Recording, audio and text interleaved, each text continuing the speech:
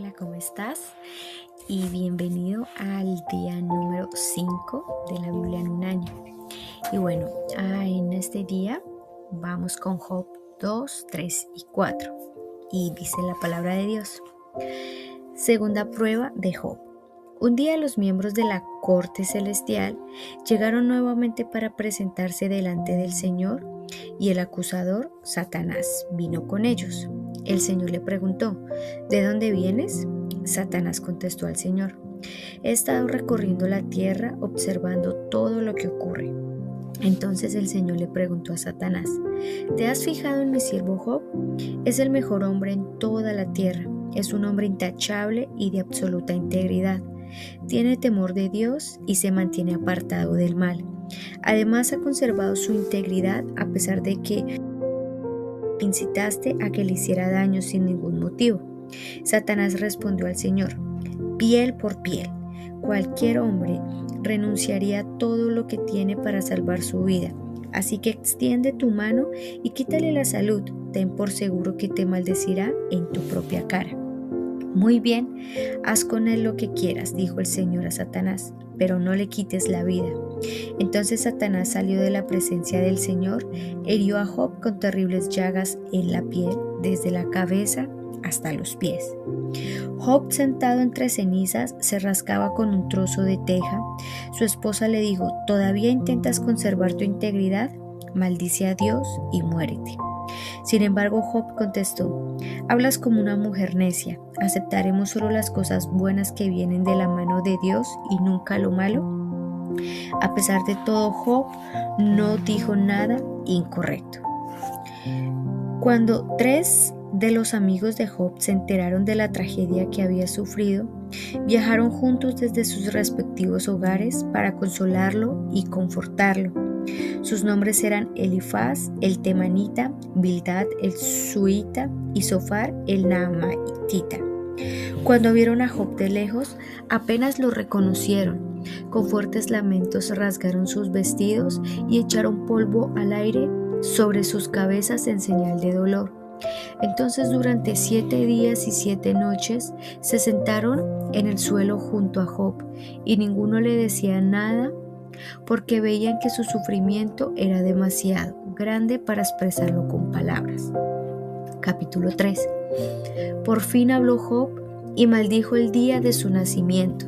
Dijo, que se ha borrado el día en que nací y la noche en que fui concebido, que ese día se convierta en oscuridad, que se pierda aún para Dios en las alturas y que ninguna luz brille en él.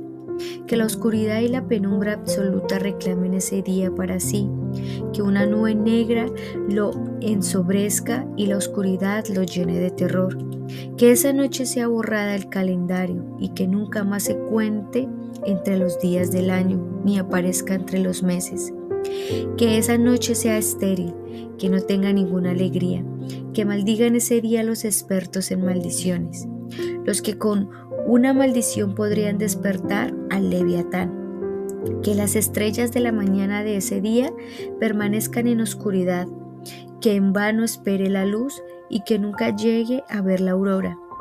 Maldigo ese día por no haber cerrado el vientre de mi madre, por haberme dejado nacer para presenciar toda esta desgracia. ¿Por qué no nací muerto?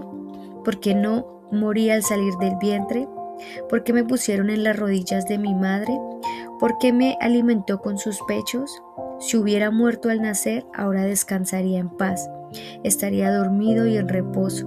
Descansaría con los reyes y con los primeros ministros del mundo, cuyos grandiosos edificios ahora yacen en ruinas. Descansaría junto a príncipes ricos en oro, cuyos palacios estuvieron llenos de plata. ¿Por qué no me enterraron como a un niño que nace muerto, como a un niño que nunca vivió para ver pues, una vez muertos? Los malvados no causan más problemas y los cansados encuentran reposo. Aún los cautivos logran tranquilidad en la muerte, donde no hay guardias que los maldigan. El rico y el pobre están allí, y el esclavo se libera de su dueño. Oh, ¿por qué dar a luz a los desdichados y vida a los amargados? La muerte, pero no llega. Buscan la muerte con más fervor que a tesoro escondido. Se llenan de alegría cuando finalmente mueren y se regocijan cuando llegan a la tumba. ¿Por qué dar vida a los que no tienen fruto, a quienes Dios ha rodeado de dificultades? No puedo comer a causa de mis suspiros, mis gemidos se derraman como el agua. Lo que yo siempre había temido me ocurrió, se hizo realidad lo que me horrorizaba. No tengo paz ni tranquilidad, no tengo descanso, solo me vienen dificultades. Capítulo 4. Primera respuesta de Elifaz a Job. Entonces Elifaz el temanita respondió a Job: ¿podrías ser paciente y permitirme que te diga unas palabras? Pues ¿quién podría quedarse callado? Antes alentabas a mucha gente y fortalecías a los débiles. Tus palabras daban apoyo a los que caían. Animabas a los de rodillas temblorosas. Sin embargo, ahora que las desgracias te acosan, te desanimas, te llenas de miedo cuando te afectan a ti. ¿No te da confianza tu reverencia a Dios? ¿No te da esperanza tu vida de integridad?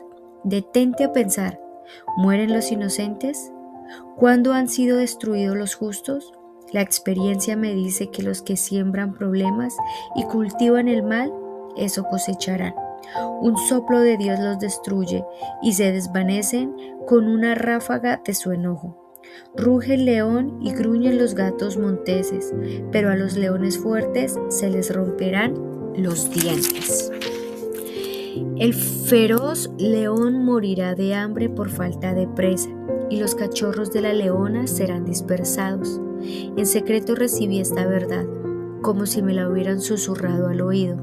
Me llegó en una inquietante visión durante la noche, cuando la gente duerme profundamente. El miedo se apoderó de mí y mis huesos temblaron. Un espíritu pasó frente a mi cara y se me pusieron los pelos de punta. El espíritu se detuvo, pero no pude ver su forma. Había una silueta delante de mis ojos.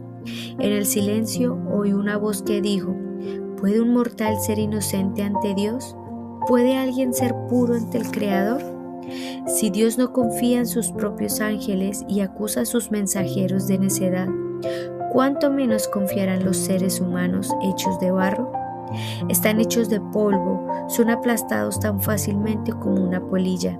Están vivos en la mañana, pero muertos por la tarde. Desaparecen para siempre sin dejar rastro. Se les arrancan las cuerdas, se derrumba la carpa y mueren en ignorancia. Bueno, aquí en esta parte vamos a empezar a ver una serie de argumentos, y empezando esta parte cuando Job empieza a responder. Antes de eso notamos que en todo esto Job fue lo que Dios afirmaba que era. Decía: ¿no te has fijado en mi siervo Job?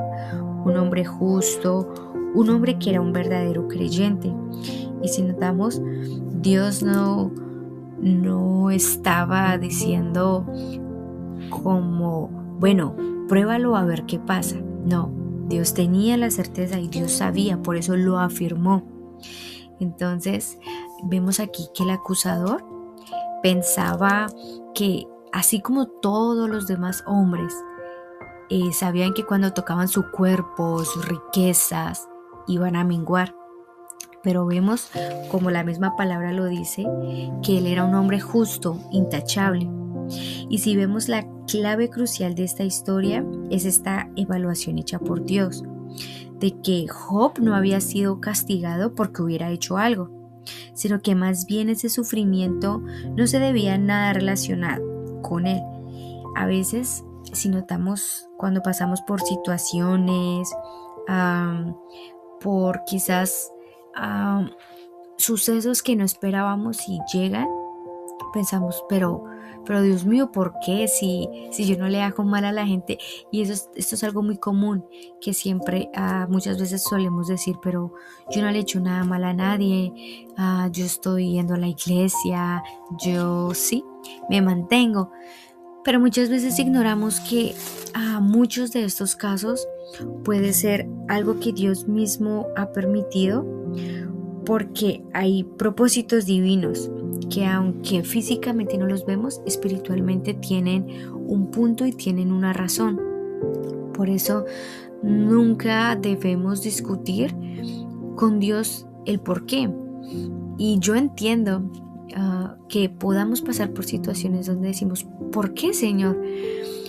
Y entonces es cuando entendemos, cuando decidimos seguir creyendo en Dios aún en medio de lo que no entendemos y creemos en Él y le decimos, Señor, aunque no entiendo esto, yo te alabo, aunque no entiendo esta situación, yo te doy gracias. Y si notamos, después de que pasamos cierto tipo de situaciones, entonces decimos, oh Señor, claro, y ayuda a formar nuestro carácter, nuestra forma de ver las cosas, cómo podemos ser moldeados. Y bueno, no quería... Si notamos cuando Job ahora sí empieza a responder, empieza como una sección de una poesía, un poco de discurso que habla acerca del sufrimiento de él mismo. Entonces, aunque Job era un hombre justo, notamos que en su propia carne estaba sintiendo el dolor. Muchos quizás cuando leen esta parte donde Job maldice el día en que él nació, todos dicen, oh, pero Job sí dice que era un hombre intachable o demás. Pero si nos ponemos en sus zapatos por un momento, imagínate un dolor que está de pies a cabeza. Creo que no era nada fácil y en su desespero de su humanidad, de sus emociones, llegó a un punto donde no aguantaba el dolor. Entonces vemos que lo que tanto había temido lo estaba viviendo. Quizás cuando él estuvo bien, quizás pudo haber tenido el pensamiento de decir como, oh, si me pasara esto, pero como estaba como en su cúspide, podríamos decir, no podemos decir que lo ignoraba, pero sí que no estaba como tan enfocado que pudiera llegar a pasar.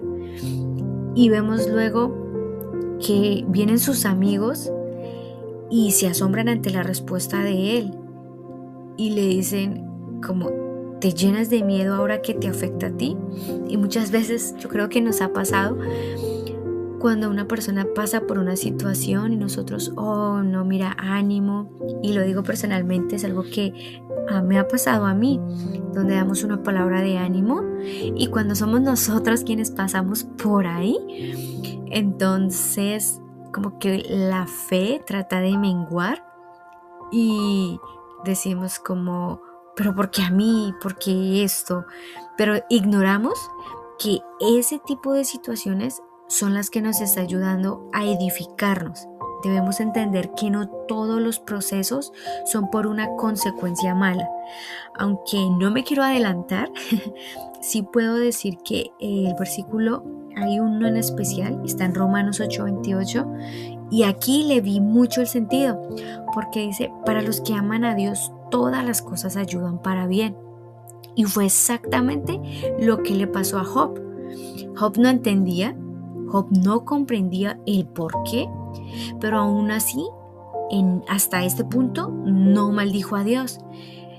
En su humanidad, como el dolor y la agonía lo llevaron a maldecir el día en que nació, incluso porque su madre lo había parido y demás. Pero vemos que aún en medio de nuestro quizás dolor o situaciones que pasamos, mantuvo su integridad. Entonces, esto es algo que me gustaría que tuviéramos presentes. Hay propósitos que hoy no entendemos, pero cuando pasamos por aquellas situaciones y las pasamos, en el sentido que ya terminó, entendemos que todo va a ayudar para bien. Todo lo que en Dios tú vivas, situaciones o lo que sea que estés viviendo, debemos entender eso. El Señor está en control, No sabemos si Dios está queriendo formar algo en nosotros. No sabemos si a nivel espiritual algo está pasando. El Señor quiere enseñarnos. Algo en el Señor nos quiere enseñar. Muchas veces cuando estamos bien, claro que podemos aprender, pero cuando estamos en situaciones adversas es cuando realmente aprendemos no solamente a valorar. Por ejemplo, cuando estamos enfermos, anhelamos la salud, pensamos y decimos, ay, si estuviera bien, si pudiera salir, correr, pero es en ese momento cuando quizás estamos en situaciones adversas, decimos, oh Señor, si yo esto, si yo lo otro. Entonces debemos también ver ese lado como, Señor, tú que me estás enseñando, ¿qué me quieres dirigir en esto? ¿Qué tú quieres que yo aprenda? Y quizás que pueda ser de edificación para muchas otras personas que quizás luego vayan a pasar por una situación dada en la que nosotros estuvimos.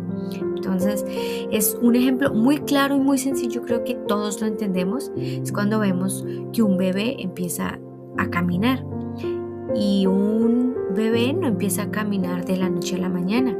Primero gatea, muchas veces se cae y el niño llora porque se cayó. Pero si nosotros entendemos y vemos la sabiduría en este tipo de situaciones, es ver cómo poco a poco todo nos ayuda a forjar un carácter por medio de las situaciones.